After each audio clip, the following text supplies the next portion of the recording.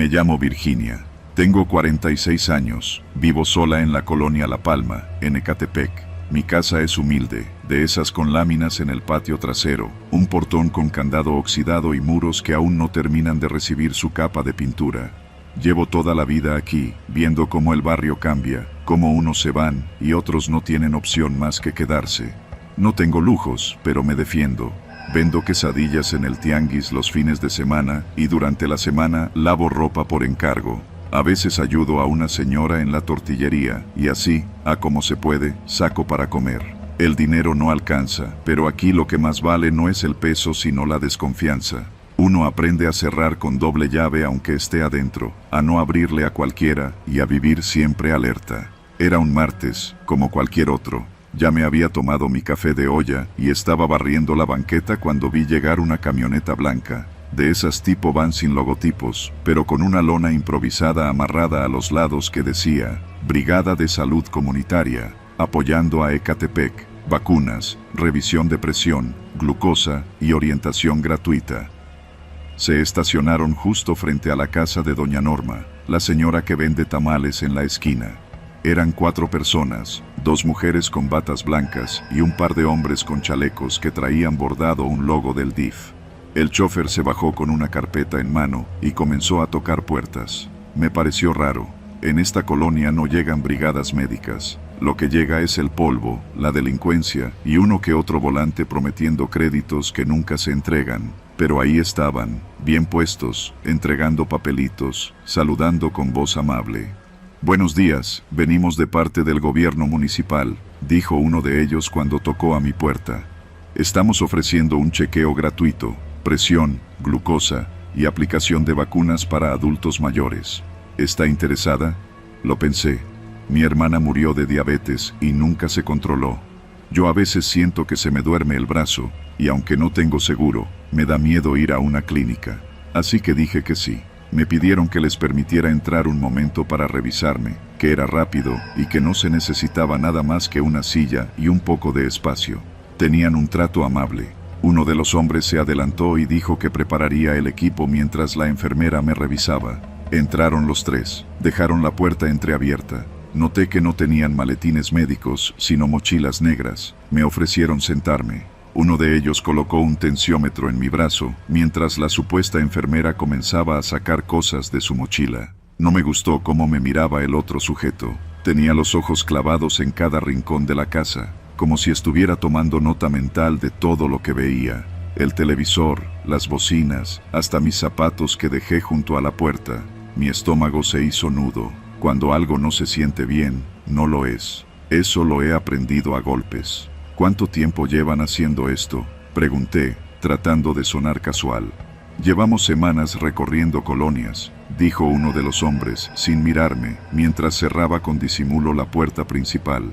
«Todo por el bienestar de ustedes». Intenté pararme, pero ya era tarde. El hombre que me tomó la presión me sujetó del brazo con fuerza. La otra mujer sacó un rollo de cinta gris de la mochila y en cuestión de segundos me pegaron contra la silla. Mi cuerpo reaccionó con rabia, con terror, pero no con fuerza. Me tenían inmovilizada. Uno de ellos metió un trapo en mi boca y lo ató por detrás de mi cabeza. El pánico me ahogó. Todo pasó muy rápido. Los 3 se movían como si lo hubieran hecho 100 veces. Abrieron las ventanas para ver si alguien pasaba. Revisaron mi cuarto, abrieron mi ropero, mis cajones. Se llevaron el poco dinero que tenía, las joyitas de fantasía que guardaba como recuerdo de mi mamá, incluso mi teléfono, mi licuadora, hasta la cafetera me quitaron. Uno de ellos, el más joven, se quedó conmigo mientras los otros cargaban las cosas. Me miraba con una mezcla de lástima y desprecio, como si yo fuera una cucaracha atrapada. Me susurró: «Si gritas cuando nos vayamos, vamos a regresar». Me dio una cachetada sin fuerza, más para asustarme que para lastimarme. Pero la humillación dolía más que cualquier golpe. Luego desaparecieron. Dejaron la puerta entornada y la cinta mal pegada. Me tardé casi media hora en zafarme, con los brazos entumidos y la garganta ardiendo por el trapo. Salí tambaleándome a la calle, sin aliento, esperando que alguien me ayudara. Nadie. Todos habían visto la camioneta blanca, todos habían asumido que era oficial. Algunos vecinos incluso dijeron que también les habían ofrecido la revisión, pero no los dejaron entrar. Tuve la suerte de decir que sí. Fui a la patrulla que pasa cada 2 horas, les conté todo.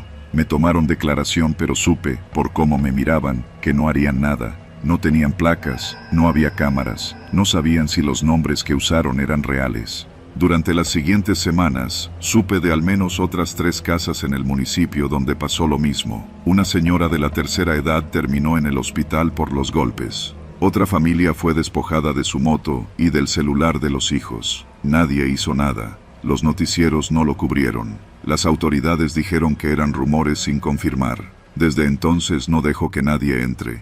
Puse doble cerrojo, cambié los candados. Vivo con miedo, pero también con rabia. Me arrebataron lo poco que tenía, pero no me mataron. Y si algún día regresan, ya no los voy a recibir con una sonrisa. Esta vez, estaré lista. Mi nombre es Gustavo Herrera, y no soy ningún héroe. Soy mecánico, tengo 2 hijos pequeños y una esposa que todavía me aguanta los corajes. Vivo en la sección Bosques de Jardines de Morelos, allá en Ecatepec, donde las casas están pegaditas y se escucha la música del vecino como si fuera de uno. Crecí en este barrio y, como muchos, aprendí a sobrevivirle. Pero nada me preparó para lo que pasó esa semana de octubre. Todo empezó con una carta. Era lunes por la mañana. Mi esposa, Diana, estaba barriendo la entrada cuando encontró el sobre metido por debajo de la reja. Era blanco, sin timbres, sin remitente, sellado con cinta adhesiva. Me lo entregó con una cara entre confundida y preocupada, como si ya supiera que no era algo bueno. «Ábrelo tú», me dijo. Lo hice, y el papel adentro era tan directo como frío. «Este es un aviso amistoso. A partir del día 15 de octubre, su familia deberá aportar una cuota de seguridad de 1,500 pesos semanales. A cambio, nadie los molestará. No se equivoquen, esto no es una broma. El que no coopera, sufre las consecuencias. Tienen hasta el viernes para dejar el dinero dentro de una bolsa negra, debajo de la maceta roja en la esquina. No se les ocurra avisar a nadie». Nos quedamos callados. Diana me miró, esperando que dijera algo tranquilizador, pero lo único que pude soltar fue un «¿Qué chingados es esto?». Intenté reírme, hacerme el fuerte, pero la risa me salió seca. Lo peor es que no parecía una broma. El lenguaje era directo, sin exageraciones, sin errores. Eso lo hacía más real. Los días siguientes fueron un infierno mental. No sabíamos si tomarlo en serio. Platicamos con mi cuñado, que vive a 2 calles, y también tenía su sobre. Lo mismo con la señora Leti, la del puesto de quesadillas. Nadie hablaba en voz alta, pero todos lo sabíamos. Algo estaba pasando en la colonia. Mi compadre Toño, que trabaja en una base de taxis, fue el único que se atrevió a decir en voz alta lo que todos pensábamos. Van a querer cobrarle a toda la calle. Si alguien paga, ya valimos madre todos. Yo quería quedarme tranquilo, ignorarlo, confiar en que solo era alguien queriendo espantar. Pero el viernes por la mañana, justo al salir para dejar a los niños en la primaria Carlos Hank, vimos algo que nos cambió el corazón. Había una mancha roja en nuestra puerta. No era pintura. Lo supe apenas la vi. Era sangre, espesa y aún fresca, como si la hubieran dejado hacía menos de 1 hora. Diana no pudo evitar gritar. La vecina de al lado salió de inmediato, se quedó helada, y luego bajó la vista como si no hubiera visto nada. No llamamos a la policía. ¿Para qué? Todos saben que en esta parte de Ecatepec, la patrulla llega tarde y mal, si es que llega. Además, la carta lo decía claro: no avisen a nadie. Llamar a las autoridades podía ser lo que detonara algo peor. Tomé una cubeta, agua con jabón, y empecé a limpiar la sangre. Sentía las manos temblarme, pero no lo dejé ver. No podía. Mis hijos estaban ahí, mirándome con esa inocencia de quien todavía no entiende que el mundo está podrido. Esa misma noche dejamos el dinero. 1,500 pesos en billetes de 100, dentro de una bolsa negra, debajo de la maceta roja en la esquina de Cerrada de Cedros y Bosques de Cipreses. No dijimos nada, solo lo hicimos, y no dormimos. Pasaron 2 días en calma, demasiada calma. Pensamos que todo terminaría ahí, que había sido un cobro único. Pero el miércoles siguiente, Diana encontró otra nota, esta vez clavada con un cuchillo en la reja del patio. Gracias por su cooperación. No olviden que esto es semanal. El siguiente pago es este viernes. No fallen. Ese mismo día encontré un gato muerto en el patio trasero. Era un siamés de ojos abiertos, sin una gota de sangre pero con la garganta desgarrada. No sé de dónde entraron. No tengo idea de cómo no lo escuchamos. El miedo se metió hasta los huesos. Esa noche, dormimos con cuchillos bajo la almohada. Intentamos pensar en opciones. Irnos, vender la casa, cambiar de colonia. Pero, ¿a dónde? ¿Quién compra una casa marcada? Además, nuestros hijos estaban inscritos en la escuela del barrio, y mi taller mecánico quedaba a solo 10 minutos caminando. Nuestra vida entera estaba en esa calle. ¿Y si al huir, los hacíamos enojar? Mi esposa propuso hablar con otros vecinos. Algunos, como don Nacho, ya se habían organizado en un grupo de WhatsApp para vigilar, pero todo era puro chisme. Nadie quería arriesgarse. Un tipo comentó que había cámaras en la ferretería de la esquina, pero 2 días después, los vidrios amanecieron rotos y nadie volvió a hablar del tema. Yo comencé a dormir mal. Despertaba cada tanto a revisar la reja, los candados, el patio. Me levantaba al menor ruido y pasaba horas pegado a la ventana como perro guardián. Hasta que un jueves en la madrugada, alrededor de las 3, los vi. 2 sombras. No usaban capuchas, ni se tapaban el rostro. Eran tipos jóvenes, uno de ellos con una chamarra con el logo de un grupo de motonetas de la zona. Estaban marcando puertas con aerosol rojo, una línea vertical, discreta, en la parte baja del zaguán. Las casas que no tenían esa marca eran las que habían pagado. Esa misma noche, tomé una decisión. Al día siguiente, me puse una chamarra vieja, agarré el carro y me estacioné en la esquina contraria al punto de entrega, justo antes de la hora indicada. Pude ver a uno de los sujetos llegar en motoneta. Recolectó al menos 4 bolsas negras, las revisó, las metió en una mochila y se fue sin prisa. Todo en menos de 5 minutos. Lo seguí. No sabía si era una locura, pero no podía quedarme cruzado de brazos. La motoneta se metió por varias calles hasta llegar a un lote baldío junto a una casa sin aplanar, cerca del módulo de vigilancia que lleva meses cerrado. Ahí lo esperaban otros 2. Conversaron, se pasaron las bolsas y entraron en la casa. Reconocí a uno de ellos. Era hijo de doña Esther, la que vende tamales en la mañana. El cabrón había crecido con nosotros. Jugaba fútbol en la misma calle donde ahora se dedicaba a extorsionar. Fue ahí donde entendí que esto no era una banda externa. No eran narcos del otro lado. Eran nuestros propios vecinos. Regresé a casa temblando. No se lo conté a Diana. Solo supe que, si queríamos sobrevivir, teníamos que cambiar la estrategia. Ese fin de semana fui con Toño, mi compadre, y con don Nacho. Les conté lo que vi. Les juré que no quería problemas, que solo quería dejar de pagar.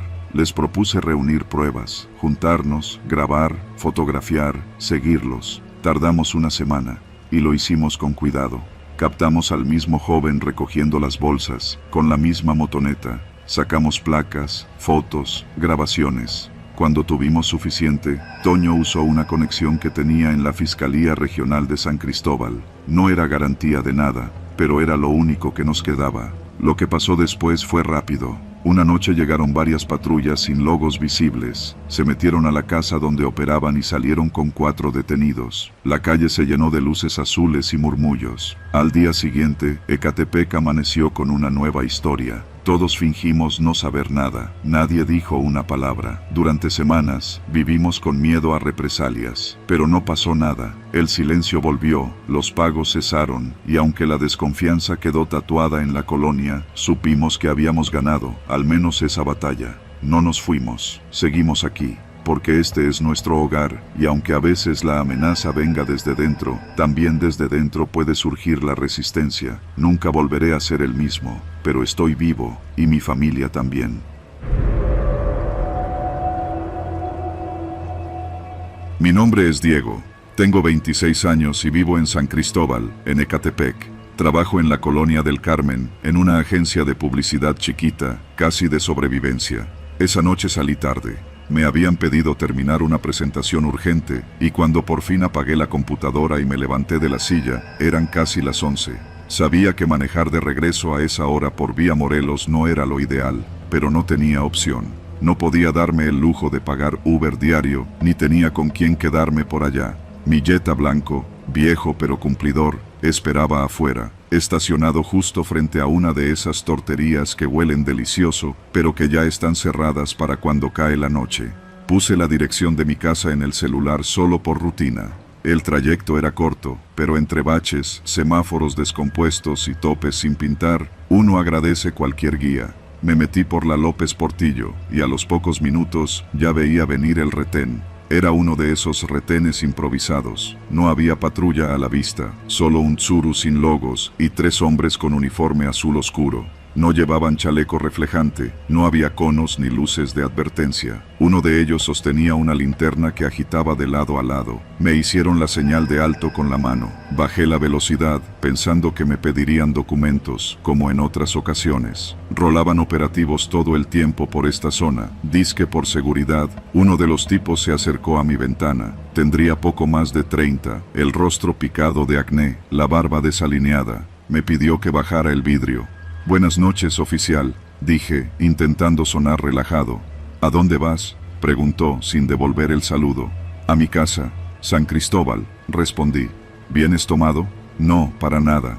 «¿Traes identificación?». Se la di. La revisó de forma superficial y la guardó en la bolsa de su chaleco. Me molestó, pero no quise provocar. Luego le hizo una seña a otro de los hombres. «Apágalo y bájate, por favor. Vas a acompañarnos a revisión», dijo con un tono seco. «¿Pero revisión de qué? No he hecho nada. ¿Puedo saber qué está pasando?». «No te pongas pesado, solo es rutina». «¿Y la patrulla? ¿Su unidad? ¿Me pueden enseñar su placa?». Eso fue un error. Los 3 se me quedaron viendo con una expresión que cambió, como si hubiera tocado un tema prohibido. El primero dio un golpe seco al cofre de mi coche. «Bájate». «Ya», obedecí. El miedo me congeló los huesos. Uno de ellos me tomó del brazo. Otro abrió la puerta trasera de un coche sin logos que estaba estacionado a unos metros. No era patrulla, era un Sentra con vidrios polarizados. Me empujaron adentro. «¿Qué está pasando? ¿A dónde vamos?». No respondieron. El auto arrancó y dobló por una calle lateral sin alumbrado público. A los minutos, ya no sabía en qué colonia estábamos. Todo era oscuridad y calles vacías. Intenté mantener la calma. «¿Esto es legal? ¿Alguien me puede decir por qué estoy aquí? ¿Tienen orden, nombre, algo?».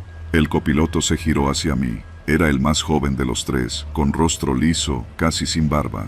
«No preguntes tanto. No queremos hacerte daño, pero coopera, ¿va?». «¿Cooperar con qué? ¿Cuánto traes?». Me tomó unos segundos procesar la pregunta. En el trabajo me habían pagado una parte en efectivo por fuera de nómina.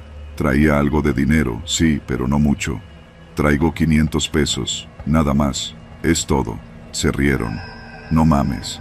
¿Crees que eso nos sirve?», dijo el conductor, sin mirarme. «¿Y en el banco?». «No tengo más, se los juro». Me pidieron desbloquear mi teléfono. Me negué. Uno de ellos, sin decir palabra, me soltó un manazo que me reventó el labio. El golpe me hizo ver luces. El sabor metálico de la sangre me llenó la boca. «Otra vez, desbloquea el teléfono». Lo hice. Revisaron mis mensajes, mis apps bancarias. El que iba de copiloto se giró con una sonrisa burlona. «Tienes 1.700 en la cuenta. Vamos al cajero». Los minutos siguientes los pasé temblando, mientras el coche se internaba más en la periferia. Pasamos por calles sin pavimentar, entre casas a medio construir. Al final se detuvieron frente a un Oxxo cerrado. «No hay cajero», dije. El de adelante me respondió con un golpe seco en la pierna, con algo duro, tal vez una pistola. No me atreví a preguntar. Me bajaron del coche. Uno me sostuvo por el brazo mientras otro sacaba una cuerda del maletero. Me amarraron las manos con torpeza pero suficiente fuerza. El aire de la noche estaba helado. Mis piernas apenas respondían. «¿Dónde vives, cabrón?», preguntó el de barba rala. «En la tercera sección de San Cristóbal». «Pues nos vas a llevar, vamos a hablar con tu familia, vas a conseguir más lana, si no, ya sabes». Las calles de mi colonia parecían un laberinto de sombra. Yo intentaba pensar, buscar una salida, una forma de escapar, pero eran 3, uno armado, nadie alrededor. Cuando entramos a mi calle, reconocí a don Rogelio, un vecino, barriendo la banqueta. Era la 1 de la mañana. Él siempre decía que tenía insomnio. Los tipos bajaron el volumen de su voz. Uno incluso intentó esconder la cara. «Bájate, vas a entrar por dinero. Si haces algo pendejo, nos metemos y se arma». Al bajar, alcancé a ver que don Rogelio seguía ahí. No me miró, pero estaba cerca. Lo miré como quien lanza una bengala de auxilio. «Voy», dije, fingiendo tranquilidad. Entré a mi casa con los dedos aún dormidos por la cuerda. La casa estaba sola. Mi mamá se había ido a visitar a mi hermana en Morelos. Yo estaba solo. Corrí al cuarto, cerré la puerta, me desaté como pude, mientras marcaba al número de emergencia. Estoy siendo secuestrado, dije, lo más rápido que pude. Estoy en la tercera sección de San Cristóbal, en la calle Lázaro Cárdenas, número 47. Hay 3 hombres armados afuera, se hacen pasar por policías. El operador me pidió que me mantuviera en la línea, pero colgué. Me asomé por la cortina, don Rogelio ya no estaba. Los 3 sujetos seguían afuera, esperando. Hablaban entre ellos, fumando, mirando su celular. Pasaron 5 minutos, luego 10. Escuché el sonido lejano de una sirena. Uno de ellos alzó la cabeza, otro comenzó a caminar hacia el coche, luego corrieron. Los vi subirse al Sentra, que rugió al encender. Se fueron en reversa, a toda velocidad. 2 minutos después llegaron 2 patrullas de verdad, con torretas encendidas. Salí corriendo. Les grité todo lo que pude, sin respirar, con la voz rota. Les conté lo del retén falso, el auto sin matrícula, las amenazas, los golpes, el chantaje. Me llevaron a la estación, tomaron mi declaración, me mostraron fotos de policías verdaderos, pero ninguno coincidía. Me pidieron revisar si tenía la ubicación del Sentra en mis registros. No la tenía. No sabían si alguna cámara los captó. Solo me dijeron una cosa: no eres el único que ha pasado por esto, pero casi nadie lo cuenta. Desde esa noche, no he vuelto a tomar vía Morelos de noche. Ya no me arriesgo. Me endeudé con tal de pagar un Uber nocturno durante meses. A veces sueño con sus voces, con ese golpe seco que me dejó el labio partido por días. No me quitaron mucho dinero, pero me arrancaron la idea de que bastaba comportarse bien para que nada te pasara. Nunca más volví a confiar en un uniforme sin placa. Nunca más. Me llamo Raúl, y desde hace más de 15 años me dedico a pepenar en los basureros de Ecatepec. A veces me toca en la zona de Santa María Tulpetlac, otras en las orillas de San Andrés de la Cañada, donde haya chatarra, plásticos, fierro viejo. Allá me lanzo con mi costal y mi gancho. No es trabajo limpio, pero es trabajo. Vivo de lo que otros tiran, como muchos por aquí. No todo el mundo sabe, pero en los límites de las colonias populares hay tiraderos clandestinos. No aparecen en ningún mapa, ni los barre el municipio, pero están ahí, creciendo como hongos detrás de talleres, bodegas abandonadas o al fondo de terrenos ejidales. Yo conozco varios. Algunos ya son tan grandes que parece que siempre han estado ahí. Era un miércoles, o tal vez jueves. Ya ni distingo los días. Me acuerdo porque la luna estaba entera, como si alumbrara a propósito toda la porquería de la tierra. Esa noche llegué más tarde de lo normal. Había ido a buscar a mi hijo menor a la secundaria y el camión venía tardado. Cuando llegué al tiradero de la calle Benito Juárez, donde el canal de San Juan se junta con los terrenos baldíos, ya casi eran las 9 de la noche. Todo estaba en silencio, ni los perros ladraban. Me puse mi lámpara en la cabeza, agarré mi gancho y empecé a buscar entre las bolsas. Hay que saber mirar. Muchos tiran cosas que creen inútiles, pero entre los pañales y las cajas húmedas uno encuentra cables de cobre, refacciones, piezas de estufa, hasta celulares. Fue más o menos como a la hora que vi la bolsa. Era negra, de esas grandes que se usan en carnicerías. Estaba amarrada con doble nudo, como si quien la dejó no quisiera que se abriera por accidente. Lo raro fue que no estaba mezclada con la demás basura. Estaba encima de una pila de llantas, casi como si alguien la hubiera dejado ahí a propósito. Me acerqué con el gancho y le di un toque. Sonó maciza. No olía a nada, pero había algo en la forma. No parecía llena de basura. Era como si tuviera algo pesado adentro, de forma irregular. Pensé que tal vez era cobre o fierro, así que la bajé con cuidado y la abrí. No sé cómo describir el olor. No era como el de los pañales sucios ni el de la comida podrida. Era más denso, como el de un refrigerador abandonado lleno de carne echada a perder, pero con un fondo metálico. Y entonces vi lo que tenía adentro. Una pierna humana, sin zapato, sin calcetín, toda amoratada, todavía con algo de piel, como si no llevara mucho tiempo muerta. Me eché para atrás. No grité. No soy de los que se espantan fácil, pero esa cosa me revolvió el estómago. Revisé mejor. La bolsa tenía más. Un brazo, un torso, todo picado, cortado con alguna herramienta. No vi la cabeza. Me quedé un rato ahí, paralizado. Lo primero que pensé fue en irme, salir corriendo y no volver, pero luego algo me detuvo. Pensé en la policía, pensé en cómo son aquí en Ecatepec. No iban a creer que yo solo estaba pepenando. Me iban a querer colgar el muerto, literal. Me imaginé esposado, en una patrulla, mi familia sin saber nada. Me imaginé en el penal de Chiconautla, y un sudor helado me empapó la espalda. Decidí no tocar nada más. Volví a amarrar la bolsa como estaba y la dejé en el mismo lugar. Caminé despacio, con el corazón dándome golpes en el pecho. Tomé mis cosas y salí del tiradero, sin voltear atrás. Pero esa noche no dormí. Al día siguiente, le conté a mi compa Joel. Él también es pepenador, más viejo que yo, pero ya con experiencia. Cuando le dije lo que vi, no se sorprendió tanto como esperaba. Me miró serio, prendió un cigarro y dijo: no es la primera vez, Raúl. Me contó que hace 2 años, en otro tiradero, uno de sus sobrinos encontró un cráneo entre los cascajos. Nunca dijeron nada. Si hablas, te buscan, me dijo, y luego bajó la voz. Hay gente que viene de noche, en camionetas sin placas, no tiran basura, tiran cuerpos. Me reí, no porque me hiciera gracia, sino porque me negaba a creerlo. ¿Tú crees que los narcos usan estos tiraderos para desaparecer gente? Él solo asintió. Después de eso, empecé a ver todo distinto. Noté las marcas de llantas frescas en zonas donde nadie deja basura normalmente. Vi manchas oscuras en costales que nadie recogía. Un día, encontré un zapato solitario, todo cubierto de lodo, con la suela casi nueva. Otro día, un cinturón de cuero caro entre pañales y bolsas de Soriana. Pero lo peor fue la tercera noche. Volví al mismo tiradero, no por gusto, sino porque me quedaba cerca y necesitaba dinero. Llegué a eso de las 8 y no había nadie más. Empecé a recolectar latas y botellas, pero apenas había avanzado unos metros cuando escuché una camioneta. Venía por la brecha, sin luces. Me escondí detrás de una pila de escombros y apagué mi lámpara. La camioneta se detuvo a unos 10 metros. Era una pickup negra, de esas grandes. 2 hombres bajaron. No los vi bien, pero uno traía una gorra y el otro tenía una lámpara colgando del cuello.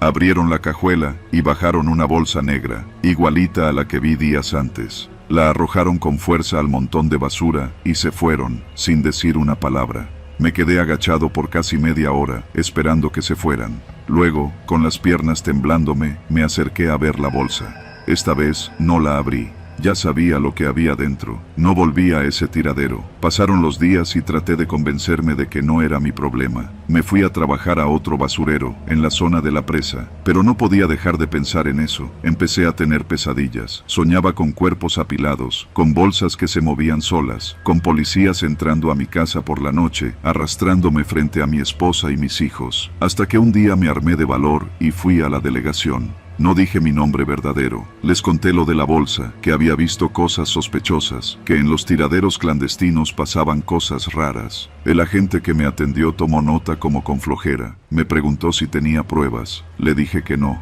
Se rió. Dijo que sin evidencia no podían hacer nada. Me recomendó no andar por esos lugares de noche, como si yo fuera turista. Me fui con un nudo en la garganta. Una semana después, unos chicos de la colonia encontraron un costal con restos en el canal de Aguas Negras. Lo pasaron por el grupo de WhatsApp vecinal. Las fotos eran iguales a lo que vi. La policía llegó, hicieron cordón, pero a los 2 días ya nadie hablaba del tema. La basura volvió a cubrirlo todo. Y aquí estoy, contando esto porque ya no puedo más. Porque cada noche, cuando salgo a pepenar, me pregunto si hoy me va a tocar a mí. Si alguien me va a confundir, o si algún día, por estar en el lugar equivocado, voy a terminar dentro de una bolsa, lanzado entre los escombros. No tengo pruebas, no tengo testigos, solo tengo miedo. Miedo de un lugar donde la basura esconde más de lo que revela, y donde la muerte se mezcla con los desperdicios, esperando que nadie la encuentre. Porque en Ecatepec, lo que no se entierra, siempre termina por salir. Vivo en Ecatepec, en la colonia Llano de los Baes. Crecí entre calles de terracería, puestos de gorditas afuera de las casas y la música del perifoneo anunciando pan recién hecho a todas horas. Aquí los niños no tienen parques, ni jardines, ni canchas seguras para jugar. Por eso aprendimos a divertirnos donde podíamos, en las azoteas. Yo tenía 11 años cuando pasó todo. Fue en julio, en plena temporada de lluvias, cuando el sol salía solo a ratos y las tardes olían a tierra mojada y concreto caliente. Éramos 5, el Chino, Dani, la Vicky, el Toñín y yo. Cada tarde, después de hacer las tareas, subíamos a las azoteas de nuestras casas y de ahí saltábamos a las de los vecinos. Era peligroso, sí, pero nadie nos lo impedía. Nuestros papás estaban trabajando, nuestras mamás vendiendo algo o simplemente demasiado cansadas para regañarnos. Jugábamos al escondite. El Toñín siempre contaba. Tenía la voz ronca para su edad y una forma de contar como si estuviera narrando una historia de miedo. Cuando decía 10, con ese tono arrastrado, todos nos poníamos tensos, aunque fuera solo un juego. Esa tarde yo me escondí detrás de un tanque de agua oxidado. Desde ahí podía ver el barranco del canal, ese que divide nuestra colonia de un lote baldío con una construcción abandonada. Se decía que ese edificio alguna vez iba a ser un kinder, pero nunca lo terminaron. Dani fue el que desapareció. Era el más rápido, se trepaba por los tinacos, cruzaba techos agrietados como si fueran banquetas y conocía todos los escondites que ni nosotros sabíamos. Cuando Toñín terminó de contar, todos salimos corriendo, menos él. Al principio no notamos que faltaba, pensamos que se estaba escondiendo muy bien, hasta que pasaron 15 minutos, luego 20. Lo llamamos a gritos. Dani, ya sal, ya te ganamos. Pero no respondió. El Chino, siempre el más valiente, fue el primero en saltar al techo de la casa contigua, donde Dani había ido a esconderse. Ahí encontró una gorra roja tirada al borde de la azotea, una que Dani usaba todos los días. Abajo había un pequeño patio entre la casa y el baldío. Desde arriba parecía vacío, pero había una huella, una pisada en el lodo, como si alguien con un zapato muy grande hubiera caminado hacia el canal. Cuando se lo dijimos a los adultos, nadie nos creyó. Dijeron que seguramente Dani se había ido por gusto, que tal vez se peleó con sus papás o que lo habían recogido sus tíos de Tultitlán. La policía no vino, porque ni siquiera los papás pusieron denuncia de inmediato. Pero nosotros sabíamos lo que vimos, especialmente Vicky. Vicky era una niña callada, medio rarita, pero honesta. Esa noche, mientras nos sentábamos en las escaleras del Chino, Vicky nos soltó la bomba. Yo lo vi, dijo casi en susurro. Un señor se lo llevó. Todos nos quedamos quietos. ¿Cómo que un señor? Era un hombre. Estaba en la construcción del canal. Tenía un machete. Lo jaló del brazo. Dani gritó, pero yo pensé que era parte del juego. El Toñín se puso pálido. Nos juró que no estaba bromeando, que el hombre era alto, como de más de 1,80 m. Traía una camisa sucia, rota por el cuello, y una gorra que le tapaba los ojos, que no caminaba bien, como si arrastrara una pierna. ¿Y por qué no dijiste nada?, le pregunté. Me dio miedo, pensé que si hablaba, él iba a venir por mí también.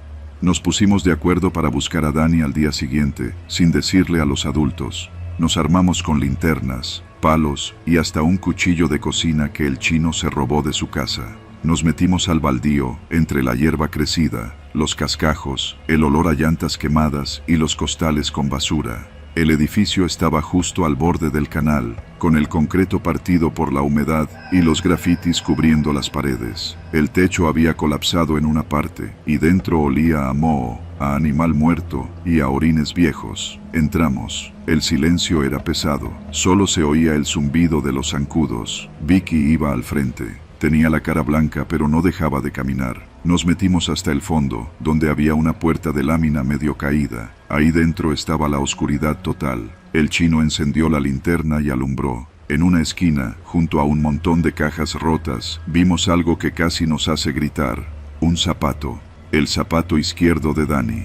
Estaba cubierto de tierra y un poco de sangre seca. No dijimos nada, solo lo recogimos y salimos corriendo de ese lugar. Esa noche los papás finalmente se alarmaron. Mostramos el zapato y ahí sí llamaron a la policía. Llegaron tarde como siempre y apenas alumbraron el canal y el edificio. Dijeron que no encontraron nada, que el zapato podía haber estado ahí desde antes. Mentira, nosotros lo sabíamos. Dani no se fue. A Dani lo arrastraron. Pasaron los días. Las clases siguieron.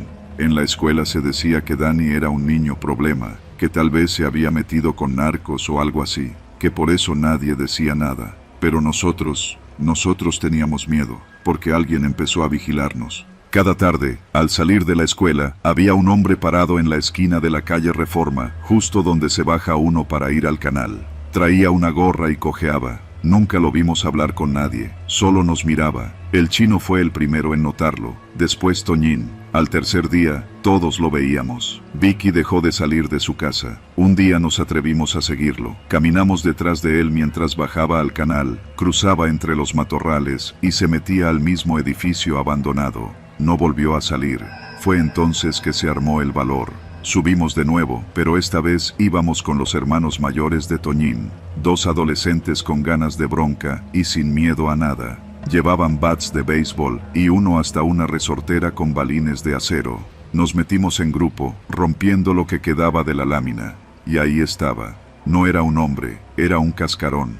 Una figura con la cara quemada, sin ojos, con la piel cuarteada por el sol y el machete colgando de la mano. No respiraba, no se movía, pero estaba de pie, como si alguien lo hubiera puesto ahí. Detrás de él, una trampa, un agujero en el suelo tapado con láminas y ramas secas. Lo quitamos. El olor fue insoportable. Allá abajo, en una fosa mal hecha, estaba Dani, muerto. Y no solo él, había más: ropa, zapatos, mochilas. No dijimos nada más. Llamamos a la policía, esta vez con pruebas. El lugar se llenó de patrullas, cintas amarillas y cámaras de noticias. Nunca dijeron la verdad. Hablaron de una fosa clandestina descubierta por menores, sin nombres, sin responsables, sin seguimiento.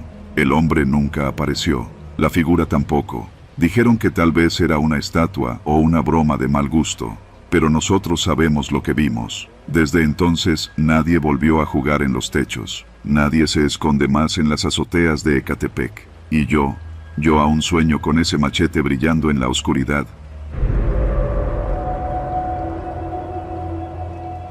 Mi nombre es Raúl, y soy fotógrafo freelance. Desde hace algunos años me dedico a documentar lo que la gente no quiere ver, lo que se vuelve paisaje en la rutina de los demás. Basureros ilegales, grietas urbanas, viviendas derrumbadas por la corrupción, drenajes a cielo abierto, cosas así.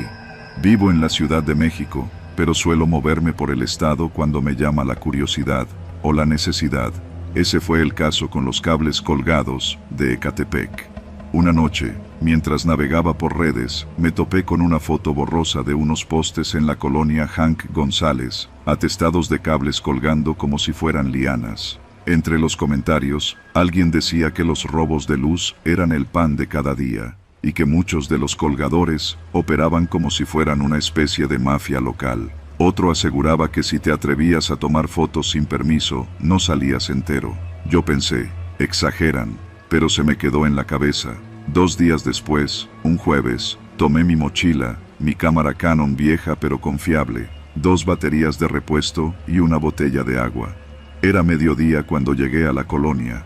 Había salido del metro Musquis y caminé unas 5 cuadras hasta llegar a la zona donde sabía que los postes estaban saturados. Al pasar por las primeras calles, noté algo que no esperaba: silencio.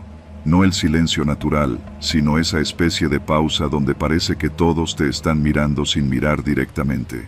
Los postes estaban tal como los imaginaba, recubiertos de capas de cableado negro, grueso y retorcido.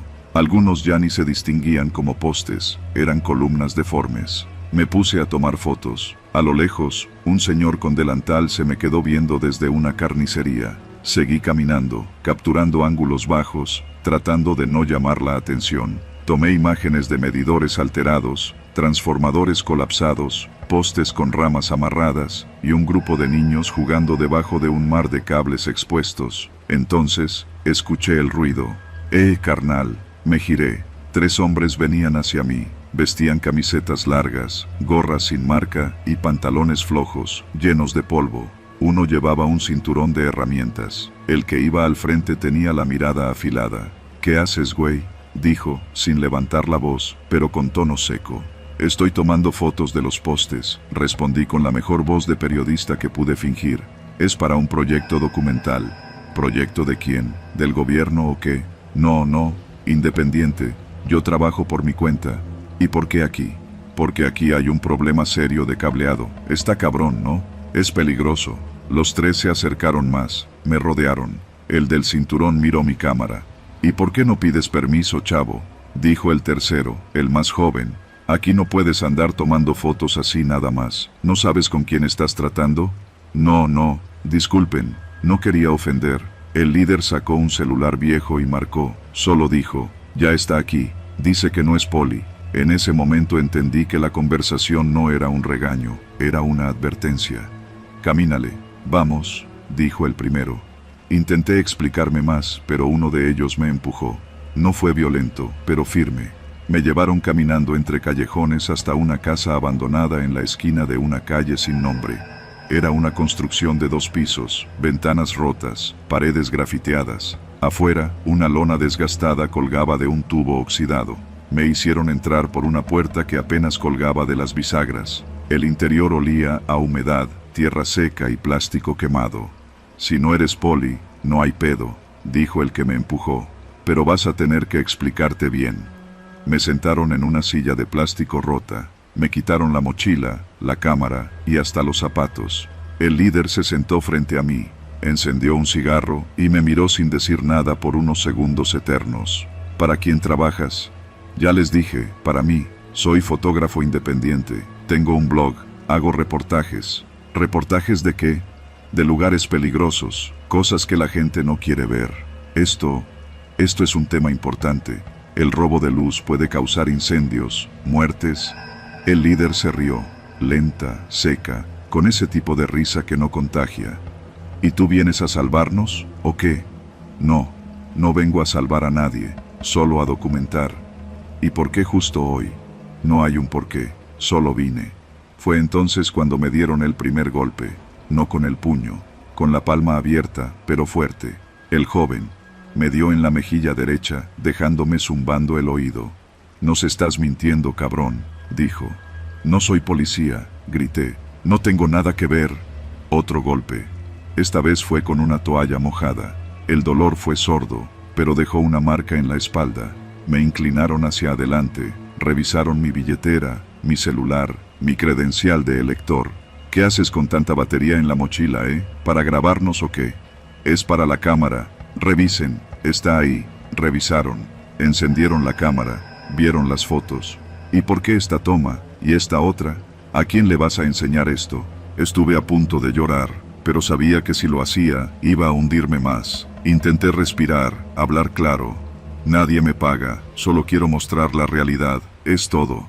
El líder se levantó, caminó hacia un rincón donde había una mesa con botellas vacías, restos de comida y una grabadora vieja. Encendió algo que parecía una bocina portátil y subió el volumen. Corridos. Para que nadie escuchara mis gritos, supuse. «Te vamos a dejar ir», dijo por fin. «Pero si publicas una sola de esas fotos, si alguien más viene por aquí preguntando, vas a volver, pero en bolsas negras. ¿Sí me entiendes?» Asentí. No podía decir otra cosa. «Vas a borrar las fotos. Aquí. Ahora». Me pasaron la cámara. Uno de ellos me apuntaba con algo que no distinguí bien, pero parecía un tubo de metal. Borré cada imagen, una por una.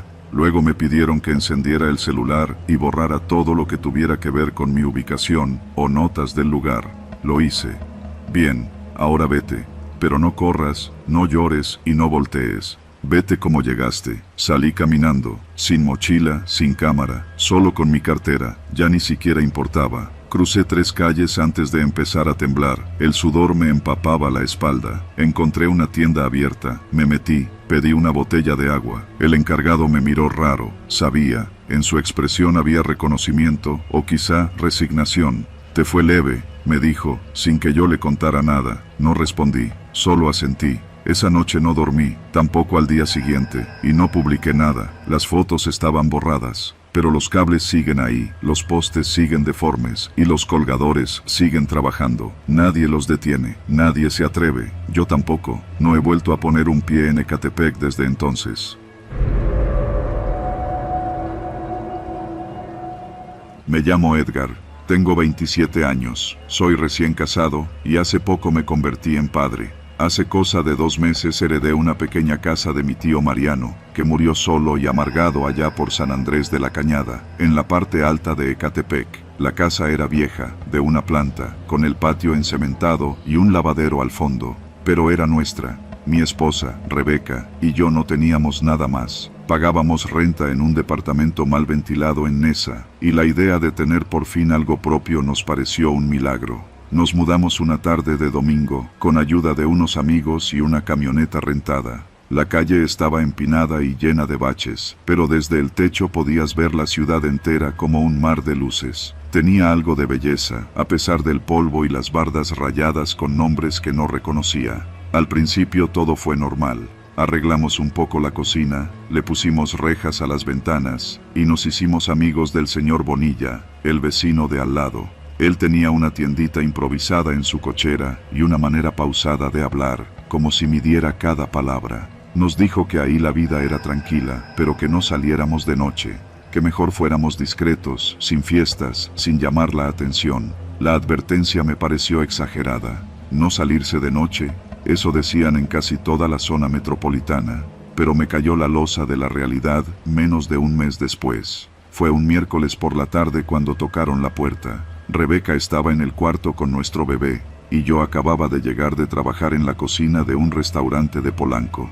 Traía las piernas molidas, pero al abrir la puerta vi a dos hombres que no conocía. No llevaban uniforme, ni chaleco, ni nada que dijera quiénes eran. Uno era moreno, alto, con la barba cerrada.